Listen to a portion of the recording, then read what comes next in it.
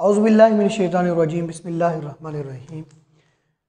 Dear students, आज जो हमारा टॉपिक है that is fungus like protist. कि प्रोटिस्ट जो है, प्रोटिस्ट की कुछ टाइप जो है वो फंजाई से भी अपने आप को रिजेंबल करती है। कैसे रिजेंबल करती है कि some protist are look like fungi. कुछ जो आपके पास प्रोटिस्ट होते हैं they are look like a fungi, वो फंजाई की तरह नज़र आते हैं। अब फंजाई की तरह नज़र आने का मतलब क्या है कि उनकी जो कुछ खसूसियात होती हैं वो फंजाई से रिसेंबल करती हैं। अब उनमें जो फर्स्ट खसूसियत है वो ये है कि दे आर नॉट फोटोसिंथेटिक, वो फोटोसिंथेटिक नहीं होते। फोटोसिंथेटिक होने का मतलब ये है कि वो फोटोसिंथेसिस का प्रोसेस नहीं करते, क्योंकि हम जानते हैं कि जो आपके पास फंजाई है वो भी फोटोसिंथेसिस का प्रोसेस नहीं करते, तो प्रोटिस्ट भी फोटोसिंथेसिस का प्रोसेस नहीं करते। तो इस रिसेंबलेंस की वजह से हम कहते हैं कि some type of protist are look like fungi, वो फंजाई से अपने आप को रिलेट करती हैं। ठीक है जी। सेकंड बात अगर की जाए तो इनके अंदर कुछ ऐसे स्ट्रक्चर पाए जाते हैं जिन्हें आप हाइफी स्ट्रक्चर बोलते हो। क्या बोलते हो जी? हाइफी। अब जो इस हाइफी स्ट्रक्चर होने की रीज़न क्या है कि ये जो हाइफी स्ट्रक्चर हैं ये थ्रेड लाइक होते हैं, धागा नुमा जो है साख्तें होती हैं, थ्रेड लाइक स्ट्रक्चर होते हैं। और ये थ्रेड लाइक स्ट्रक्चर जो है बच्चों ये फंजाई में पाई जाती थी, जिसकी बुनियाद पे हम कहते हैं क्योंकि ये हाइफी जो है ये thread like structure are also present in protist, ये प्रोटिस्ट में ही प्रेजेंट होते हैं, इसलिए प्रोटिस्ट जो है वो फंजाई के साथ क्या करते हैं, अपना रिलेशनशिप बनाते हैं। तो इन दो बातों की वजह से ये फंजाई जो है वो प्रोटिस्ट से सिमिलैरिटी रखते हैं। हम फिर इन दो बातों की बुनियाद पर ये कहते हैं कि some protist are superficially resemble to fungi, कि वो फंजाई जैसे नजर आती हैं। लेकिन जहाँ पे इनके दरमियान में सिमिलैरिटीज पाई जाती हैं वहीं पे इन दोनों के दरमियान कुछ डिफरेंसेस भी पाए जाते हैं, जिनकी बुनियाद पे आप कहते हो कि फंजाई और प्रोटिस्ट एक दूसरे से डिफरेंट होते हैं। अब जो अगर बात की जाए कि प्रोटिस्ट की, तो प्रोटिस्ट के अंदर दो स्ट्रक्चर अमूमन होते हैं मौजूद। एक को आप कहते हो सेंट्रियोल और सेकंड को आप बोलते हो कि सेलुलोज भी इनको पाई जाती है। अब ये जो सेंट्रियोल है, ये सेंट्रियोल के बारे में आपने पढ़ा था कि ये सिलेंडर नुमा साख्तें होती हैं, सिलेंडर लाइक स्ट्रक्चर होते हैं, और ये 3 ट्यूब्यूल्स होती हैं और 3 के अंदर फिर हर ट्यूब्यूल के अंदर 9 माइक्रोट्यूब्यूल होती हैं, तो टोटल 27 माइक्रोट्यूब्यूल्स होती हैं। एक ये स्ट्रक्चर इनके अंदर पाया जाता है। दूसरा स्ट्रक्चर है जी सेलुलोज। सेलुलोज क्या है जी? सेलुलोज वो कार्बोहाइड्रेट होता है जो प्लांट्स की सेल वाल बनाने में अहम किरदार अदा करता है। और ऐसे ही प्रोटिस्ट की जो सेल वाल होती है वो भी किससे बनी होती है? सेलुलोज की बनी होती है। जबकि आपके पास जो फंजाई होते हैं उनकी सेल वाल बनी होती है काइटन से। किससे बनी होती है? काइटन से। सो इस बुनियाद पे हम कह सकते हैं कि प्लांट्स आर या protist are different from fungi. Protist जो है वो फंजाई से डिफरेंट नजर आते हैं due to formation of their cell wall by different component, क्योंकि उनकी जो सेल वॉल की फॉर्मेशन होती है वो मुख्तलिफ कंपोनेंट से बनी होती है। फंजाई की सेल वॉल काइटन की बनी होती है, जबकि प्रोटिस्ट की सेलुलोज ये जैसे किसी स्ट्रक्चर से बनी होती है। अब बात की जाए इनके ग्रुप्स की, इनकी फर्दर डिवीजन की, तो 2 मेजर ग्रुप बनते हैं प्रोटिस्ट के। कितने मेजर ग्रुप बनते हैं जी? There are 2 major groups of protist. Protist के फंगस लाइक प्रोटिस्ट के, जो प्रोटिस्ट फंजाई के साथ अपनी रिजेंबलेंस रखते हैं, उनके 2 ग्रुप बनते हैं। एक को आप बोलते हो स्लाइम मोल्ड और एक को आप बोलते हो water moulds. There are 2 major group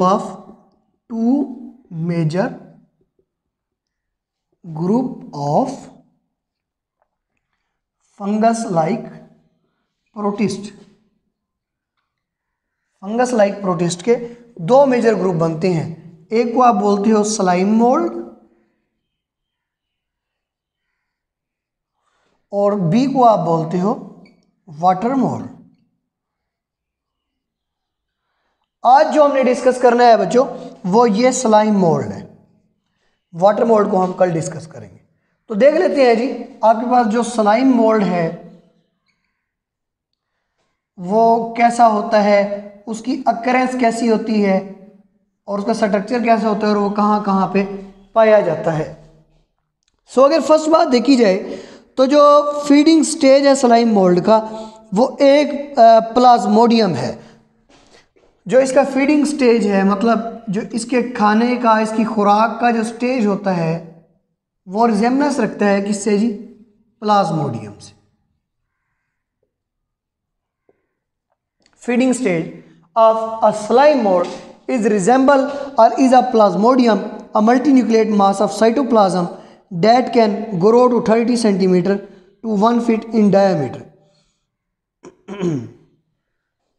which is 30 centimeter to और इसका जो साइज होता है, इस स्लाइम मोल्ड का जो साइज होता है, जो इसका फीडिंग स्टेज प्लाज्मोडियम है वो 30 सेंटीमीटर से लेके और 1 फीट तक हो सकता है। कितना हो सकता है, 30 सेंटीमीटर से लेके और 1 फीट तक इसका साइज, या जिसे आप बोलते हो डायामीटर, साइज या डायामीटर। स्लाइम मोल्ड के बारे में दो चीज़ें हमने देखी। फर्स्ट चीज़ जो देखी वो ये कि स्लाइम मोल्ड का फीडिंग स्टेज प्लाज्मोडियम है और प्लाज्मोडियम जो है वो एक जो है उसके फिर जो सेकंड हमने देखी स्लाइम मोल्ड का साइज जिसका डायामीटर 30 सेंटीमीटर से लेके 1 फीट तक होता है। जो आपके पास बच्चों प्लाज्मोडियम है वो स्लिमी अपीयरेंस का होता है और स्लिमी अपीयरेंस रखते हैं। एक तो उसके अंदर मतलब कि उसकी जो अपीयरेंस नजर आएगी वो किस टाइप की होगी, स्लिमी अपीयरेंस होगी,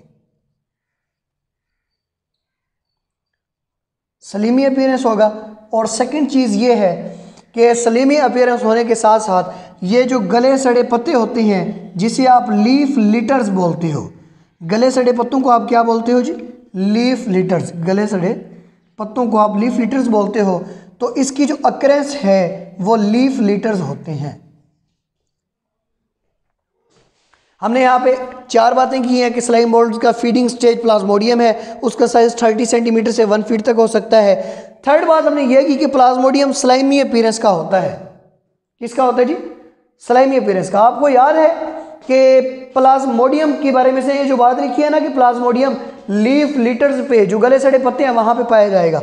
आप चंद अपने प्रीवियस टॉपिक को अगर याद करें तो प्रीवियस क्लासेस में आपने पढ़ा था कि Plasmodium is responsible for disease of malaria. Plasmodium जो है वो मलेरिया की डिसीज के लिए रिस्पॉन्सिबल होता है। जो आपको याद है कि मलेरिया जो बीमारी है वो 2 वर्ड से मिलकर बनी थी, माला और एरिया से। माला आप बोलते थे किसी भी बेड एरिया को, और एरिया, माला एरिया वो गंदी जगह, इसका उर्दू में मतलब बनता था गंदी जगह। तो प्लाज्मोडियम जो है वो लीफ लिटर पे, गले सड़े पत्तों पे, डेट्राइटस पे, गंद के ढेर पे इसलिए ज़्यादा होते हैं क्योंकि मलेरिया की असल वजह वो गंद के ढेर और जो लीफ लिटर्स होते हैं वो प्लेसेस होती थी।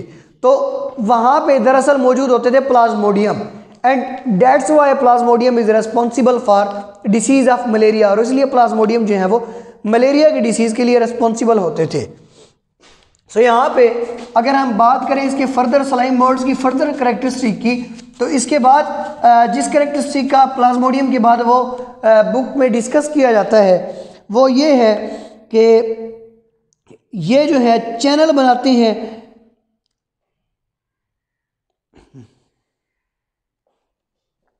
ये जो है अब देखें मिसाल के तौर पे एक डेट्राइटस वाला एरिया है, एक गंद वाला एरिया है। अब उस गंद वाले एरिया को ओवरऑल कवर कैसे किया जाएगा? अब उस एरिया के अंदर ये प्लाज्मोडियम क्या करते हैं, ये उस एरिया के अंदर बनाते हैं नेटवर्क। अपना क्या बनाते हैं जी? नेटवर्क। नेटवर्क का मतलब ये होता है कि ये मुख्तलिफ किस्म के चैनल्स बनाते हैं और उन चैनल्स की, वो जो चैनल्स होते हैं उन चैनल्स के ज़रिए से ये तमाम के तमाम डिकेइंग ऑर्गेनिक मैटर को कंट्रोल करते हैं, डिकेइंग ऑर्गेनिक मैटर को कंट्रोल करते हैं। अब जो ये जो चैनल्स होते हैं ये पूरे के पूरे उस गले सड़े मवाद के ऊपर अपने ये जो चैनल होते हैं ऐसे उसको रिशफल उसके ऊपर कंट्रोल कर लेते हैं। कंट्रोल करने के बाद ये चैनल्स जो होते हैं प्लाज्मोडियम के, ये उस पूरे के पूरे डिकेइंग ऑर्गेनिक मैटर को इंजेस्ट करते हैं और इंजेस्ट करने के बाद उसमें जो यूज़फुल मटेरियल होता है उसको डाइजेस्ट कर लेते हैं, और डाइजेस्ट करने के बाद बाकी तमाम गले सड़े मवाद को वो जो है वेस्ट करने में, ज़ाया करने में हेल्प करते हैं। मतलब ये नेटवर्क बनाएंगे और नेटवर्क उस डिकेइंग ऑर्गेनिक मैटर को क्या कर लेगा, इंजेस्ट कर लेगा। इसके अलावा कुछ छोटे जो है यीस्ट होते हैं या जो स्पोर फार्मिंग बैक्टीरिया होते हैं, स्पोर फार्मिंग बैक्टीरिया, उनसे बनने वाले स्पोर्स को या यीस्ट जो आपके पास फर्मेंटेशन के जिम्मेदार माइक्रो ऑर्गेनिज्म होते हैं, उन दोनों को भी ये डिके करने का काम करते हैं। मतलब उनकी भी गलने सड़ने में और उनको डाइजेस्ट करने में, इंजेस्ट करने में भी ये क्या करते हैं, हेल्प करते हैं। अगर इसके बाद बात की जाए नेक्स्ट जो करेक्टरिस्टिक की, तो जो आपके पास ये स्लाइम मोल्ड होते हैं, ये स्लाइम मोल्ड जो हैं वो मियोसिस का प्रोसेस करते हैं। कौन सा प्रोसेस करते हैं जी, मियोसिस का प्रोसेस। आपको याद होगा कि मियोसिस के प्रोसेस में क्या होता था कि meiosis is a type of cell cycle. ये सेल साइकिल की वो टाइप है कि जिसमें जो क्रोमोसोम नंबर होते हैं वो बिकम्स हाफ। क्रोमोसोम नंबर क्या हो जाते हैं जी, क्रोमोसोम नंबर बिकम्स हाफ, जिसमें क्रोमोसोम नंबर क्या हो जाते हैं, हाफ हो जाते हैं। ऐसे ही बच्चों जो आपके पास स्लाइम मोल्ड होते हैं, स्लाइम मोल्ड्स होते हैं, ये क्या करते हैं जी, ये मियोसिस का प्रोसेस करते हैं, और मियोसिस के प्रोसेस से ये डिप्लॉइड जो आपके पास स्पोर्स होते हैं उनको चेंज कर देते हैं हैप्लॉइड स्पोर्स में। डिप्लॉइड स्पोर्स को चेंज करते हैं, 2n को चेंज कर देते हैं 1n स्पोर्स के अंदर। अब बच्चों ये जब हैप्लॉइड स्पोर्स को डिप्लॉइड स्पोर्स को हैप्लॉइड में 2n को 1n में चेंज करते हैं, तो ये तमाम का तमाम काम जिस स्ट्रक्चर में होता है उस स्ट्रक्चर को आप लोग बोलते हैं स्पोरेंजिया। कि sporangia is a structure in which diploid spores will be change into haploid spores, जिसमें डिप्लॉइड स्पोर्स जो है वो हैप्लॉइड स्पोर्स में चेंज होते हैं। अब यहाँ पे आपने देखा कि जो आपके पास डिप्लॉइड क्रोमोसोम की तादाद थी वो मियोसिस की वजह से क्या रह गई है, हैप्लॉइड रह गई है, और जिस स्ट्रक्चर के अंदर ये काम हुआ है उस स्ट्रक्चर को हम स्पोरेंजिया बोलते हैं। क्या बोलते हैं जी, स्पोरेंजिया बोलते हैं। और जब बच्चों कंडीशन जो है वो फेवरेबल हो जाती है, तो यही जो है जो आपके पास हैप्लॉइड स्पोर्स होते हैं, फिर ये हैप्लॉइड स्पोर्स होते हैं दो टाइप के, 1n एंड 1n। फिर यही कंडीशन के फेवरेबल होने पे, इन्वायरमेंट के फेवरेबल होने पे यही स्पोर्स जो है वो 2n डिप्लॉइड जाइगोट में बदल जाते हैं, डिप्लॉइड जाइगोट में बदल जाते हैं।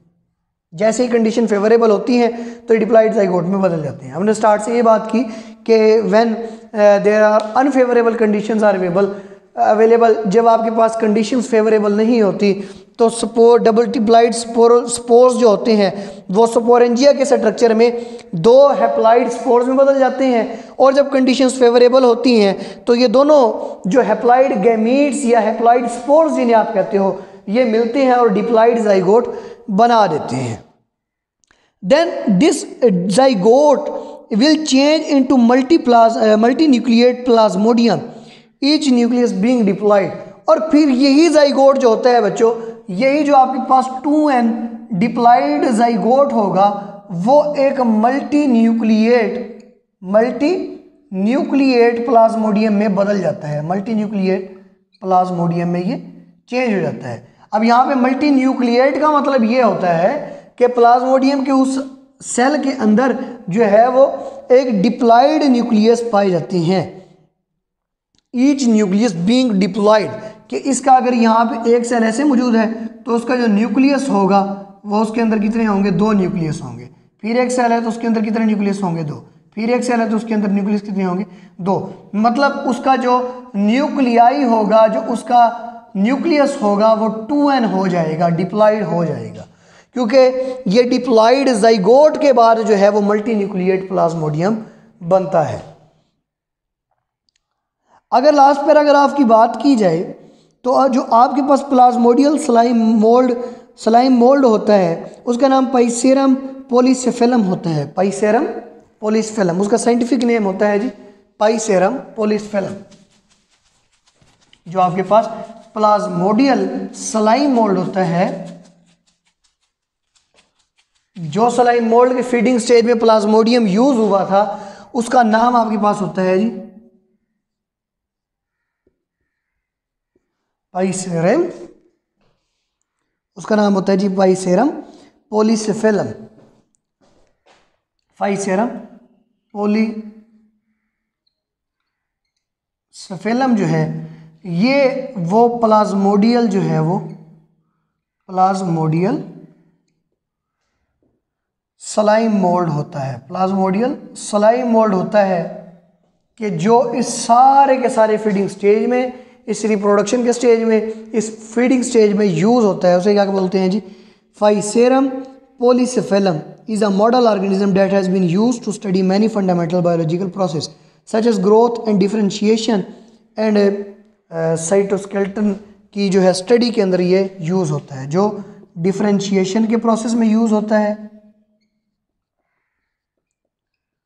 ग्रोथ के प्रोसेस में यूज होता है, फीडिंग के प्रोसेस में यूज होता है और रिप्रोडक्शन के प्रोसेस में यूज होता है।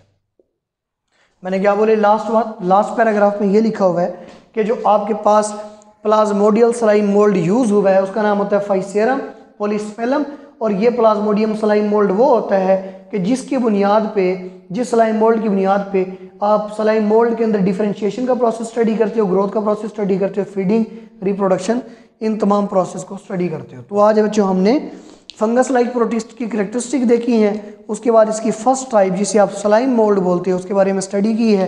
कल हम इंशाल्लाह ताला वाटर मोल्ड के बारे में स्टडी करेंगे और हमारा चैप्टर एंड हो जाएगा। बाकी आप लोग तैयारी अच्छी सी किया करें, जो आपको पढ़ाया जाए उसको रेगुलर तरीके से कंटिन्यूसली पढ़ा करें। बाकी अल्लाह पाक आप लोगों को कामयाब करे और तरक्की दे और अपनी हिफाजत करें कोरोना से, और हमें भी अपनी दुआओं में याद रखें। अल्लाह हाफिज़।